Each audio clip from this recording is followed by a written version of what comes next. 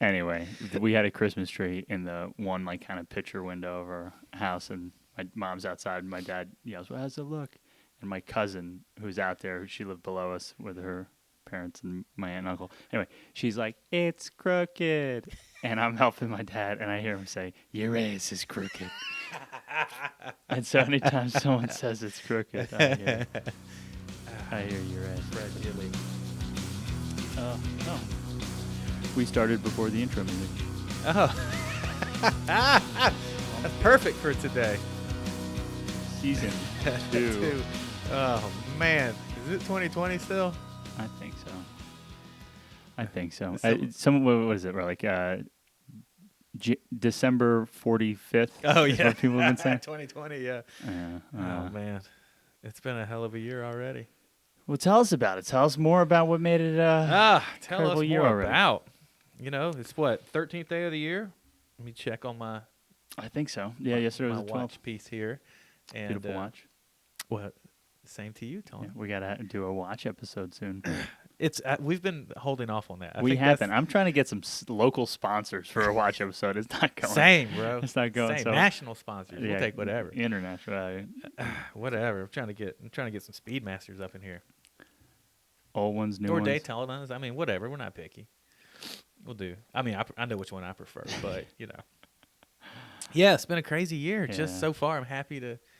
Well, I was happy to hit a reset. If at the time of the recording we're doing now, it's the beginning of mid-January 2021. We've been through some times. We haven't. We wrapped season 1 up into last year, and boy, It seemed like forever ago. we've had We've had an election, couple of holidays since then. So. Election, couple holidays, insurgency. Insurrection. Questionable times. It's what a time to be alive. Yeah, and so I'll say game is afoot might be the right way to say it, Okay. and lots of new, lots of exciting, lots of changes. I can speak for myself. We mentioned it in the last season, but now I'm a motorcycle owner, and that motorcycle So has had a exciting. number of trials, tribulations. I forgot the whole More- motorcycle thing. more to tell there. Motorcycle owner under contract on a home. So we talked a little bit about finances, Yeah. but we did not dive into home buying and home ownership. Didn't expect to be this early it in the went year to real have it quick. so quick. But everyone's happy though, right? Yeah, so far. Should be. Yeah, so it's there's that way. Car buying. We talked a little bit about car maintenance. Yeah, I'm currently under negotiation on an auto voiture on a nice little. Some would say vintage. It's 20 years old at this point. I don't like to run the math. You're on that. just a stone's throw, right? 25 years makes it vintage. Yeah, You can put a yeah. different plate on Anything it. over 25, you can put an antique tag on. So that's fun. Yeah. I'm thinking about all of the little home projects that become meaningful conversations. It is. It's hard for you. You're looking down the road like you've already been in this house 10 years and all the things you want to get done. Well, I mean, it's just it's so funny how the what is the right word? Articles change from the house to yeah. our house. Yeah. And like all of a sudden we're talking as what are we going to do With our house. Yeah, and there's a million steps left. We got 40 days or Yeah. so of all of the things that I don't necessarily know the steps of. I think that but yes. So all I'm thinking about sleepless nights are A, the finances, and B, what we're going to do if this ends up being our home. It's exciting times. Sure is. I remember that this is your first home, right? Yeah. Yeah. It's our first living space that's over hundreds of square feet. Well, I think New York, we might have been in like 380 square feet. Oh man, I can't. I got too many dependents for that stuff now. I got too much stuff. I remember. I vividly. I purchased our first home when we moved to Asheville in 2005, and overpaid what we thought we overpaid for it. But prime location, a great old house built in 1921. It was 1,154 square feet, 3 bedroom, 1 bath, no dishwasher, all those fun things. And I remember that excitement. Like it's a like lot. I remember it. The very first night, it was April 22nd, 2005, we closed on the house because we slept on the floor in an air mattress in our living room, and it snowed that night. Yeah, it was crazy. Got an inch. There are a few things that I think that are more, oh, this would be in the movie than, the bare apartment, bare home, first Yeah. night, like Yeah. take out, eat on the floor. When you describe it, it sounds romantic. In actuality, it was like, how the hell do we turn this heat on? So that's, I mean, That's there's a that. We there's were a night bunch. one. I was like, I don't. I'm gonna have to get smart on a lot of stuff. Septic, holy, that's a brand new thing. I got family that lives on septic. I don't know Yeah. what that means. I don't know the implications. There's some sort of an interesting heating element that I'm not necessarily familiar with. After Is it oil or gas? I think it's potentially both, where like Yeah. it goes to oil once it's sub-zero. Does that make sense? It's probably then in that case, it's probably a heat pump system with an oil-fired furnace backup. That sounds right. Heat pump. Never heard of that. Now, do you say oil or do you say Earl? Earl. Oil. It's very hard for me to say oil. Just FYI, I have to work very hard to say pen, oil, Tuesday, because I naturally want to say Tuesday.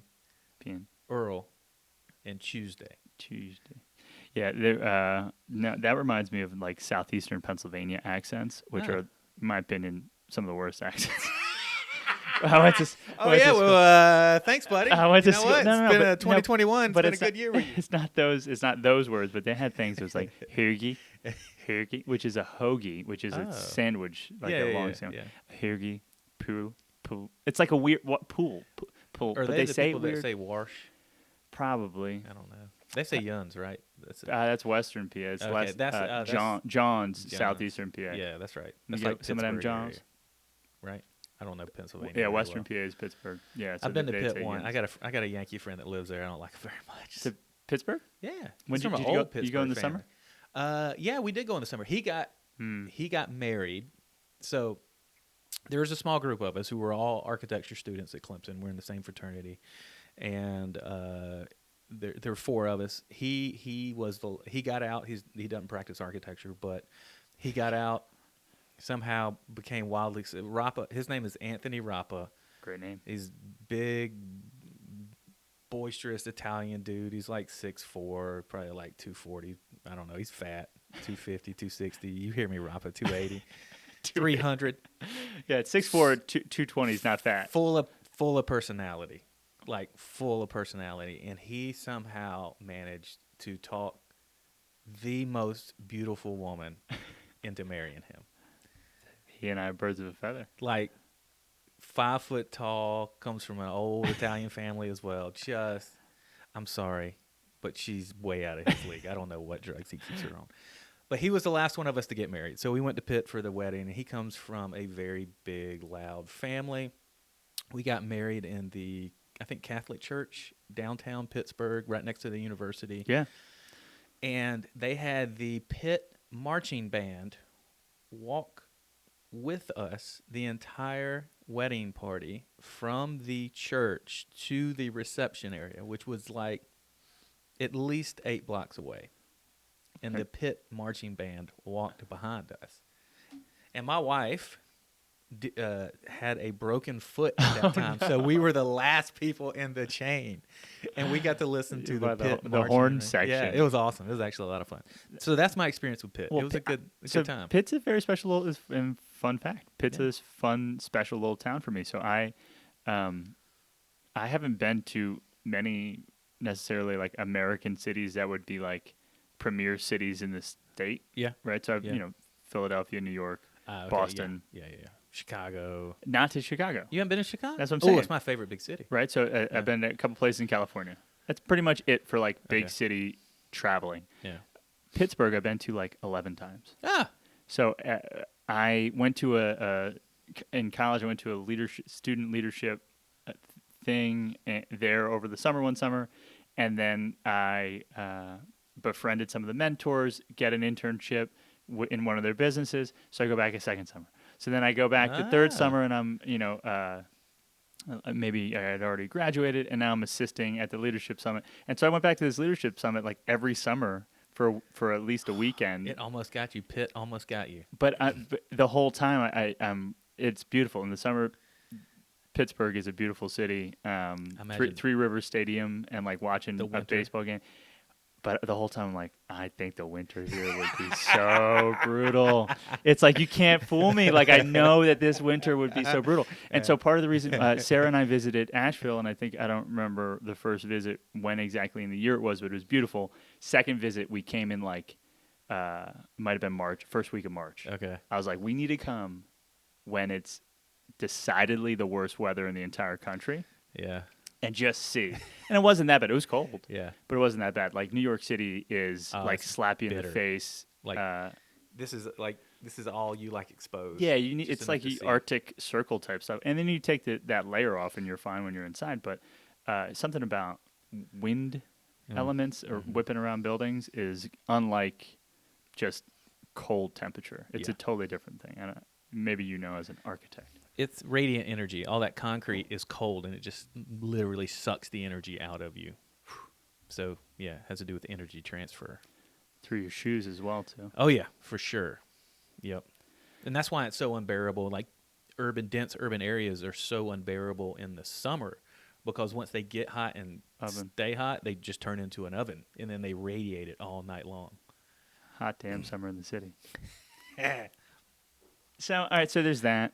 Yeah. Right. I don't know how we got to Pittsburgh anymore, but I just 2021. I think that there's going to be a lot to talk about.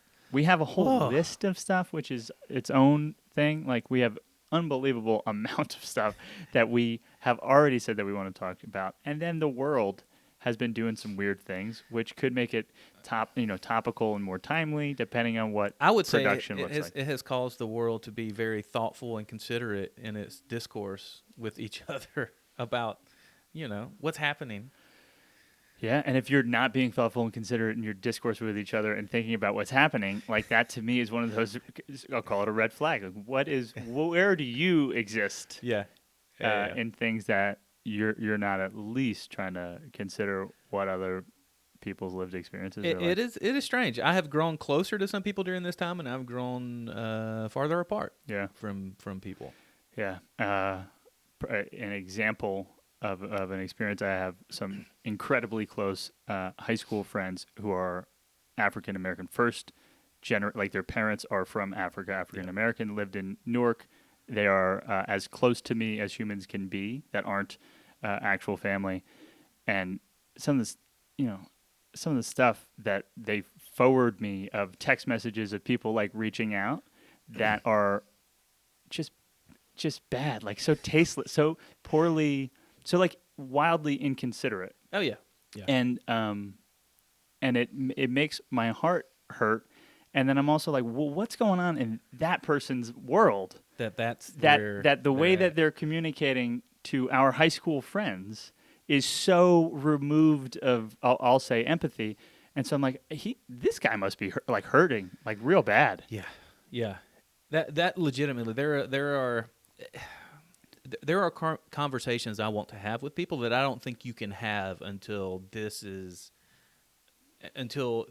we're years past where we are now. Because I legit want to sit down and be like, hey man, or hey woman, yeah, what were you feeling during that time? Because right now I don't think they could accurately process and yeah, I don't think they have the perspective on it, because there are lots of people who are very highly responsive right now, and not in an empathetic or logical sense. Yeah, semantics, but I would say reactive, right? Because a response to me assumes that you've taken time, made a decision about it, and if the responses people are responding with are actually thoughtful and have done all their homework, then there's a bigger Absolutely. underlying problem. And that's one of the things that I've always kind of thought about is like, I live in a world where the glass is half full. I live in a world where everyone is doing their absolute best with the tools and resources they've been given.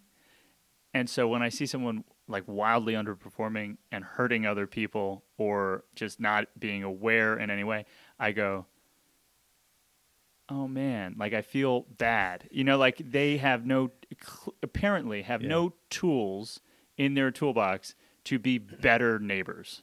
Yeah.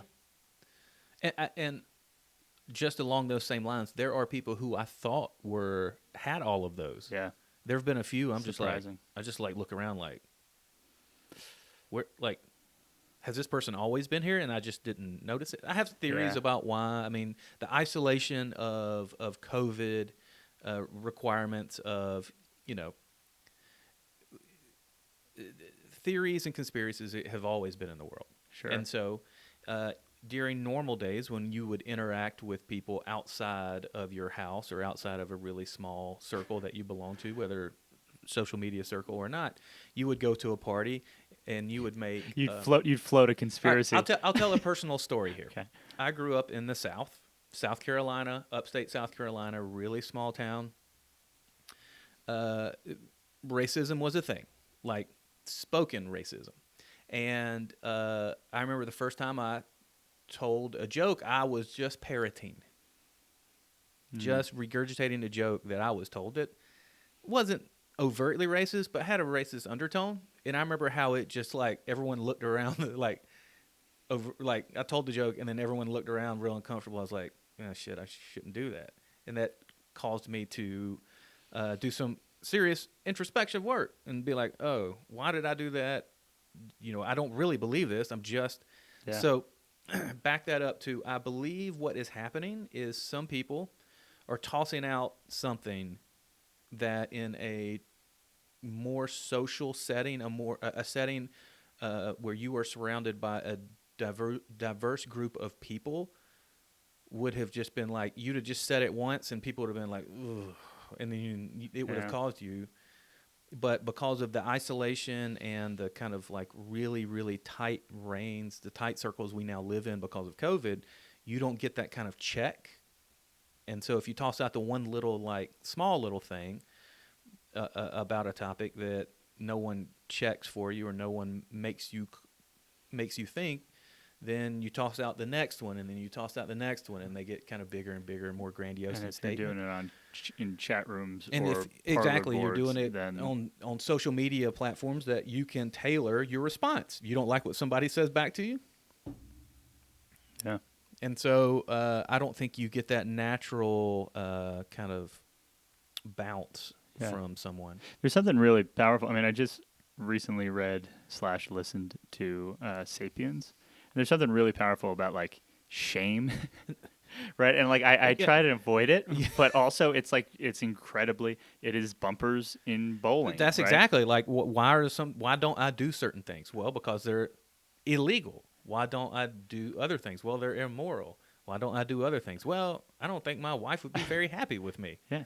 I don't think my children would be proud. And the social shame, implied, perceived, real, otherwise, like what is shame? It's an idea. Yeah. Right. Like I think I did something wrong. I did something wrong. Right. Yeah. Yeah. I am wrong is Brene Brown's definition. Anyway, it is a crazy time to be alive. I said 4 years ago, almost exactly, to a small group of friends in Brooklyn, that it's my hope that somehow or another, the net is that there are more people invested in improving the United States of America and choosing to participate in politics or be active in politics and make voices heard that they think are not being heard 4 years from now than there are today. And I think that comes with pros and cons. That was about 4 years ago, you said? About 4 years ago. How we feeling about I mean, I think that there are more voices. There are more diverse voices. I think that there are more first of their kinds in seats across the country than ever before. Yep. And this is that painful time. Well, it's a crazy ocean liner situation. It's the painful part we're at where change is always met with resistance. It's just the nature of it. Like you change your diet, you change whatever. I think this is just that. This was just that. Oh, like you said, we have the most diverse House of Representatives we've ever had. Like just point blank. I think people are getting used to that idea, and I think this, albeit a very escalated and highly reactive thing, I think this is what that is. People are just getting used to it. Yeah. But yeah, it's crazy, and it makes me think about, like, when we talk about my everyone seems to have their own truth today. Heard. Ooh. And so that's really, when you look at this, some people feel vehemently on one side and some people feel the exact same on the other side about a topic that is literally black and white, And so when I think about, like, what our podcast is, like, tell us more about, like, what side am I, like, advocating here? Yeah. And again, I know where our topics are a little lighter and a little easier, but it still makes me want to be cautious about, okay, what am I putting out there that could have consequences? Sure. And that's just you and I doing this little small, we're just in a room with some crazy lighting that decided to change on us since this morning. The window. And, it's so funny. Without the 76 million Twitter followers. Sure. So, and I don't think that living a life where you assume everything you say is going to live in, posterity, is a bad thing. I assume that people can change. I assume that perspectives can change. And I give people the benefit of the doubt. And so, like, if I, in anything that ever happens in the tell us more about podcasts in the versions that come out in the future offends anyone, please know that's not my intention, unless I'm talking about my dad or my brother. You're like, I am trying to offend them playfully, but not a wholesale group or another. Yeah. And if we show up that we're wrong, great. Let's have a guest and let's tell us more about. You know what I mean? Like, tell us more about it, because the only wrong. We were talking. Where did I just hear someone talking about this? Like, I think that the only wrong often is just the wholesale. Like, scapegoatism of this one person did the wrong thing, and so we're going to fire them. We're going to cancel them. We're going to get rid of them. As opposed to, we're going to use this as a teaching moment and show who we are and what we care about. But well, that's because the latter is hard work. Hard work. It goes back to the relationship. Like, you make a decision at a difficult moment with a friend or a spouse or whatever. At a difficult moment, you have to decide: do you just want to boom and be done, or do you want to put in work? Yeah. And a lot of people choose not to do the work. Yeah. Because it's easier just to go away. Sure. And it seems like a luxury in some ways, and also it seems like the only reason why to me at this point, like, you wouldn't put in work is some sort of misalignment of expectations. Yeah. Yeah. Right. And if I just assume that person's going to hurt me forever, I can then go, okay, that's the role that they play in my life. Yeah. I don't like. Now it's almost funny. Like, are they going to live into this character? Can they surprise me? Yeah. Like, can they surprise me? I won't expect that they're going to surprise me, but can they do it right this time? How pleasant! And there's some really smart people who just say, like, if you could be surprised and delighted by even people, like, hurting you or doing the wrong thing, then that's when you've entered the next phase. It's true. I can see that. I'm not there. No, same. Yeah, totally. We're being very nebulous, but, like, we put in an offer on a house. We countered.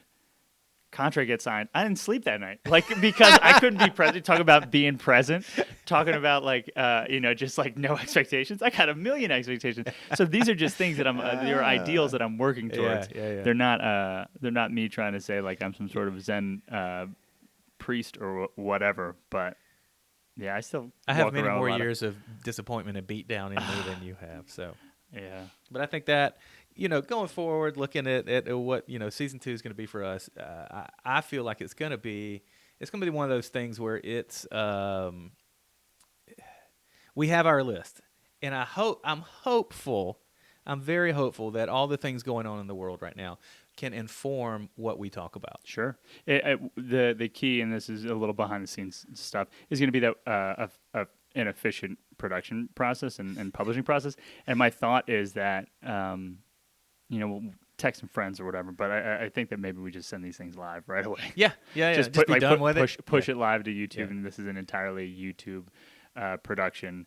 And if people want to participate, we could, Yeah, you if just- there were enough people, if there were people who We knew, could be typing to them right now. they could chat. They could say no, wrong, and we'd be Wrong. like, get out of here, Zach. Small calves, green wall. But it's I'm excited for it. I am an optimist. I'm a glass half full person, Tony. I would reckon to say you are the same. And so I am hopeful for 2021 to be on the. Right now we are in the thick and worst part of the coronavirus. Here's hoping it's the worst part. I mean, it. That's the problem with exponential growth in viruses. Yeah. Like every day feels like the worst until the next day comes. And they mutate and the whole thing goes sideways. Man. So I'm back to my initial paranoia of Yeah. coronavirus. Yeah. Plus, well, I guess the difference is that now we're 11-ish months into it, and so that is all.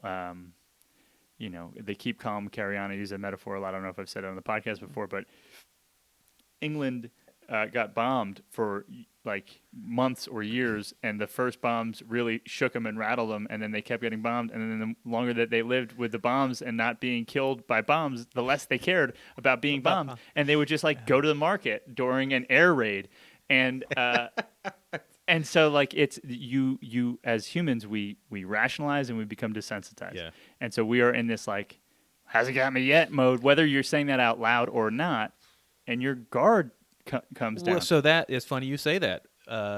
There is a joke with my family and another family. Like before November of last year, we used to tell the coronavirus stories in third person. Oh, I know a person that this happened to, or I know someone that knows someone. We now tell those stories in first person. Like I have, or it has. Huh. Like I know direct people, like friends of mine who have it now, have had it. My business partner, his whole family had it. Like the circle has gotten real small. Well, dang. So I think the sun is ending this episode for us. So if it's you're getting watching real on bright. YouTube, which is probably the only way you can watch, I hope that we're not absolutely blinding you. We're going to close the shades. Next episode, we'll be serving up hot and fresh out the kitchen. Yes. How long from now? Weeks? Week? No. Weeks? We're gonna be weak, man. Week. We're doing a week. Weekly. We're So doing a week we'll see you next week. Same time, same place. Thank you all. Let's see if I Yeah, remember come the on, shortcuts. hit the hotkeys. Bam. Outro music. There it is. Bam. Bam.